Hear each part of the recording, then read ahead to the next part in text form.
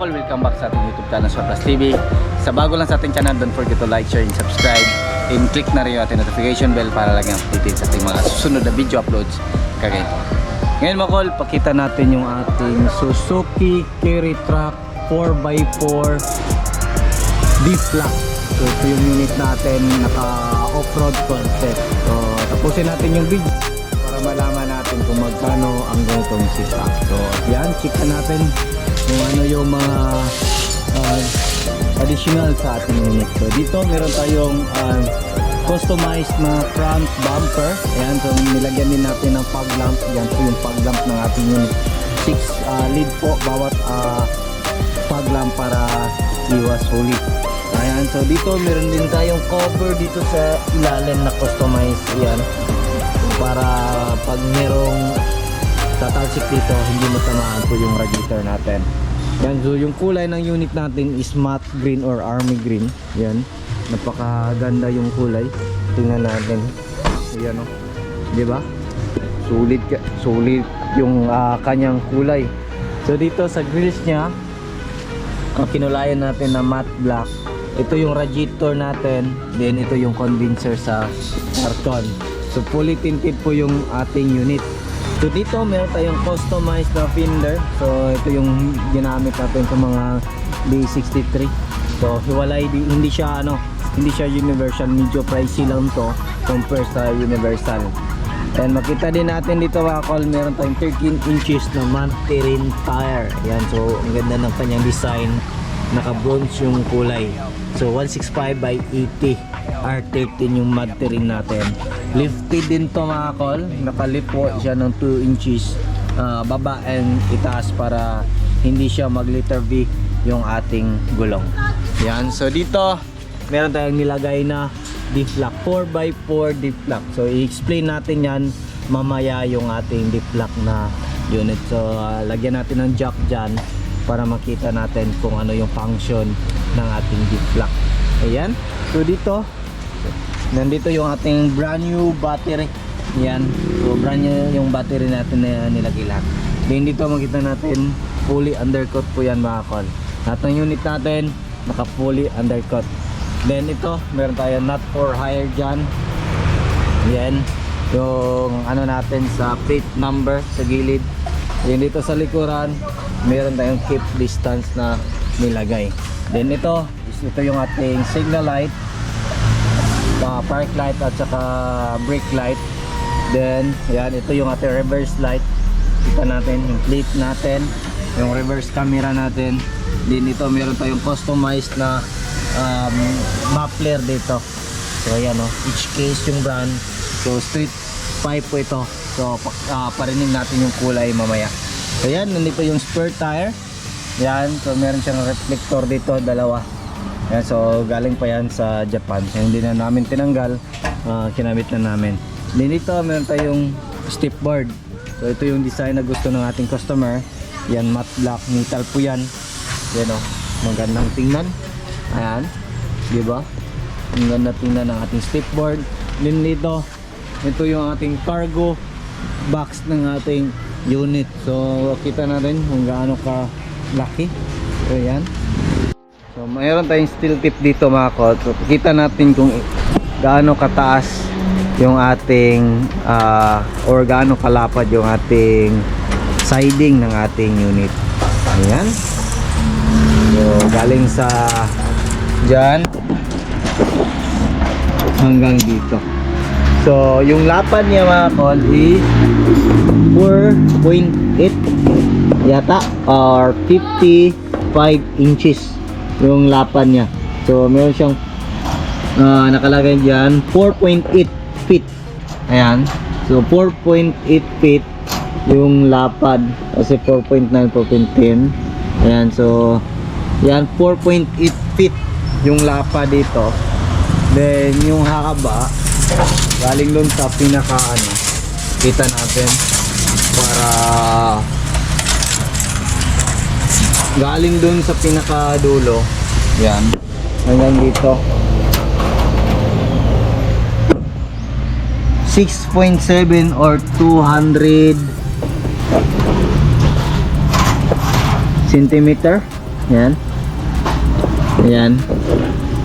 So yan po yung ano natin, 6 or 79 inches. So yan po yung taas, 79 inches para madali na. Hindi kasi tayo ano dyan sa mga ganitong sukat. So yan, 79 inches yung taas ng ating unit. So yan, makita natin dito. So ganito yung kulay sa mga drop side natin para hindi klaro yung gas. Then makita natin din dito, meron tayong laggard. Yan o. So original po yan. So lahat ng unit na day 63 merong ganyan basta walang canopy. Pero pag merong canopy, tanggal na yan. So yan dito, yung door pads natin back to original na po yung ating kulay. Yan. Then meron tayong customized na power window. Yan, so universal na power window nilagay natin. Yung handle niya, then meron siyang lagayan dito. Then meron din mga unit na walang ganito mga kol, lalo na yung meron plastic dito, wala na sila dito. So, depende na yan sa Japan kung ano yung concept na nilagay nila. Then dito yung matting natin is original. Yan, maganda pa yan, Suzuki. Then yan, seat cover bago na din. So yung design na napili, ito yung design na napili ng owner natin na seat cover. Meron siyang headrest, ayan. Meron siyang console box dito. Then yung dashboard natin is balik original. Ayan, dito makikita natin yung 4x4 paddle. Ayan, kita natin dyan 4x4 low. Then meron siyang 4x4 high. Kung hindi kaya pa ng ating 4x4, meron tayong deep lock dito. Yan po yung mga kagandahan sa ganitong unit pag deep lock. Kasi yung mga alam nyo ba yung mga Saddam, yung mga dinaanan ng Saddam, kayang-kaya po sa ganitong unit yung mga deep lock. So hindi kaya ng 4x4. Kung sa mga high-end, yung mga unit na mga ginamit sa mga off-roader, ito yung tinatawag na lockers. Ayan, so pakita natin ito, deep lock. So pakita natin yan mamaya kung paano siya nagpa-function. So ililift natin, jackan natin yung harap, pakita natin kung paano siya mag-function. Yan, makita natin ito yung deep lock, 5-speed manual transmission. Ito yung ating shift lever, first gear, second gear, third gear, fourth gear, and fifth gear. Then ito yung reverse nya. Then yan, dito makita natin yung ating steering wheel, Sparco po yung pinalagay. So pinakustomize ng ating owner. Ayan, makita natin. Ayan, dito meron siyang lagayan cup holder dalawa. Then meron siyang extra lagayan din dyan. Then ito yung legroom natin. Ayan, makita natin yan. Ito yung legroom. Ito yung clutch pedal, brake pedal, then yung ating accelerator pedal. So napakaluwang po yan. Ayan po yung brake. Ayan, so pantay po yan lahat. And yan o, dito, and yan. So yan po yung ano natin, clearance dito, diba? So dito yung signal light, left and right. Then dito yung wiper sa kabila. Then dito naman yung ating headlight, park light, then headlight. Then dito yung ating hazard switch. So aircon po ito mga kol. Ito yung ating air vent ng ating aircon, isa, dalawa, tatlo, then apat sa kabila. Then ito yung ating aircon switch, yan, then blower switch, ganun lang. So hanggang 3 lang po yung speed ng ating aircon switch. So meron din pinalagay dito sa atin na 9 inches Android stereo with reverse camera. Yan, pakita natin yan mamaya. Yan, dito meron din siyang lagayan, basta walang plastic dito, meron yung lagayan dito mga kol. Yan, then ito yung customized na power window natin. So kita natin yan, turn on natin. So baba, then taas. Yan po yung function ng ating power window. Then check natin sa kabila, dito rin, then sa akyat, then baba, diba? Ang galing. So makita natin din. So diba? Ang galing. Yung mga pick up pwede palang i-power window. So first time natin to ginawa yung ganito. So dito meron tayong fog lamp switch, yan, so naka-attach sa park light. And then yung mileage ng ating unit is 107,799. so makita natin dito check engine, oil indicator, battery indicator, power steering indicator, handbrake indicator. Then yung sa overheat indicator natin, ito yung lalabas sa gilid, meron siyang H. Yan. So andarin natin, then titingnan natin yung reverse natin kung paano siya mag-function. Yan. Andar na. Android 12 po yung ating stereo. Ayan.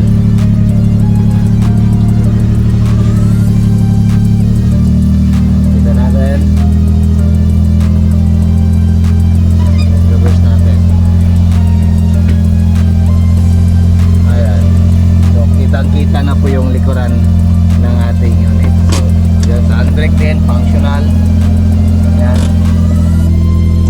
Baba. Ayan o. Diba? So ang ganda ng tunog natin sa sasakyan. Kung maririnig nyo, ayan.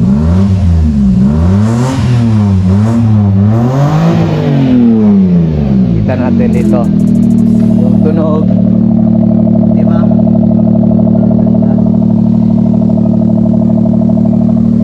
So ang ganda ng tunog ng ating sasakyan. So makita din natin paano mag-function yung D-Flock.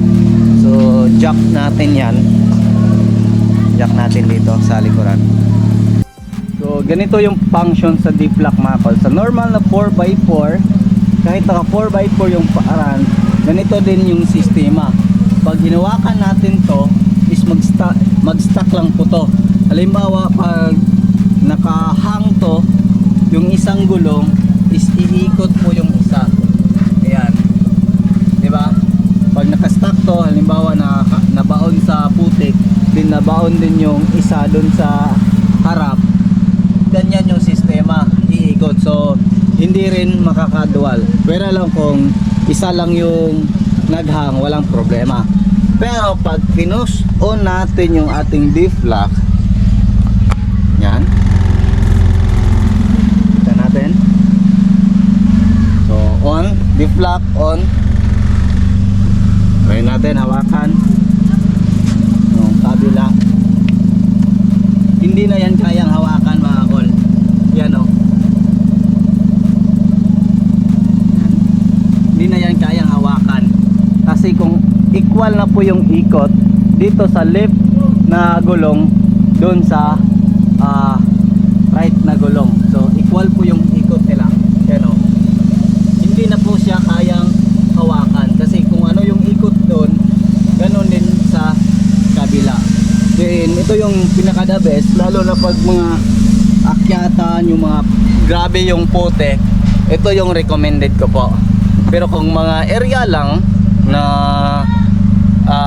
terrain na hindi sobrang putik, pwede na kayo sa 4x4 na ordinary na 4x4. Pero kung sobrang yung area nyo grabe, sasuggest ko yung mga ganitong unit D-Flock. So meron ako ipakita na video, kunting ano lang sa aming vlog dati, pakita ko yan dyan sa ano, panoorin nyo, kunting clips lang kung ano yung kaibahan ng D-Flock at saka hindi nag-function yung D-Flock. So yan mga ko, nakita nyo, nakahang po yung isang gulong sa likuran. So pag ganyan mga kol, tapos naka D-Flock yan, sabay po yan iikot yung nakahang at saka yung nakalapat sa lupa. Yan yung maganda sa D-Flock. Pero kung normal na 4x4 po yan, pag nakahang yung harap isa, din dito sa likuran isa, problema yan. Pero kung naka D-Flock yan, easy lang yan. Kasi yung nakahang at saka nakalapat, sabay po na ikot. So yan, check natin before tayo magpatuloy sa ating vlog mga kol.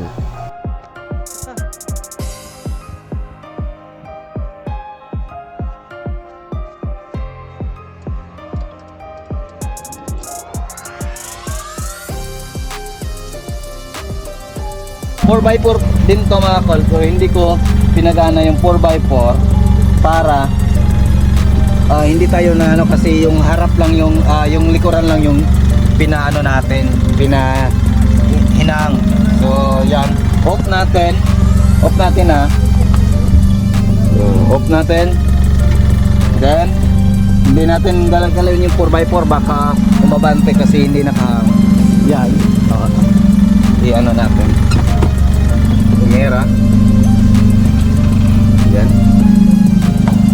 So, hindi siya naka-diff lock, pwede natin hawakan dito. Kabila umiikot. So, yan yung diferensya ng naka-diff lock sa hindi naka-diff lock na sasakyan.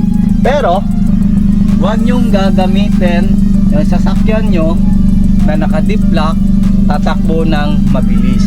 Dapat mag-function lang yung diff lock sa pinaka mahirap na daan. Kasi ito, possible na tatumbling yung sasakyan nyo pag hindi nag-function yung differential system ng ating sasakyan.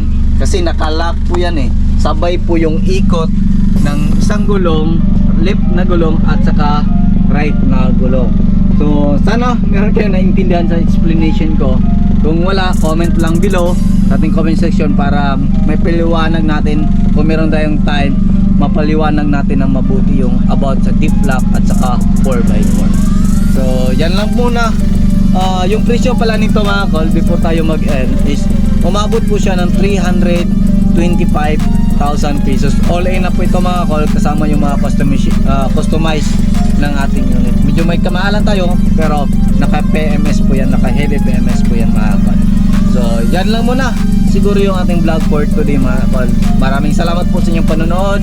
Sa bago lang sa ating channel, don't forget to like, share, and subscribe. Then click na rin yung ating notification bell para updated kayo sa ating mga next video uploads kagaya. Ingat mga kol, and bye bye, God bless po sa ating lahat.